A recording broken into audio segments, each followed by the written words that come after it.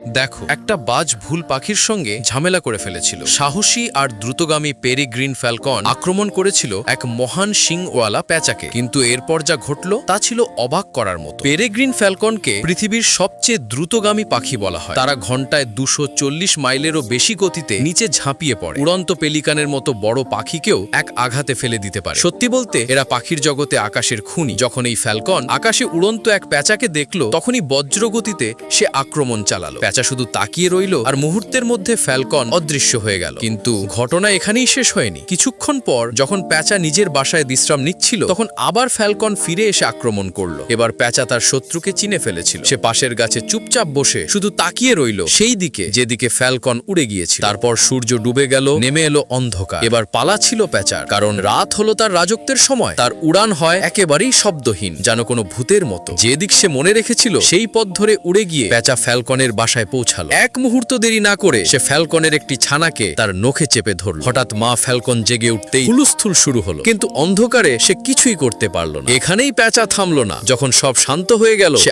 আবার ফিরে এলো। এবার ফ্যালকন পাল্টা আক্রমণ চালান এবং দুই পাখি বাসা থেকে গড়িয়ে মাটিতে পড়ে গেল। ভোর হলে সূর্য ওঠার পর কেবল একটি পাখি বেঁচে ছিল। সে হলো অন্ধকারের রাজা প্যাঁচা। আপনার চোখে কোন শিকারী বেশি ভয়ঙ্কর, ফ্যালকন না প্যাঁচা? কমেন্টে লিখে জানান। আর যে পাখির পক্ষে আছে তার জন্য একটা লাইক দিতে ভুলবেন না।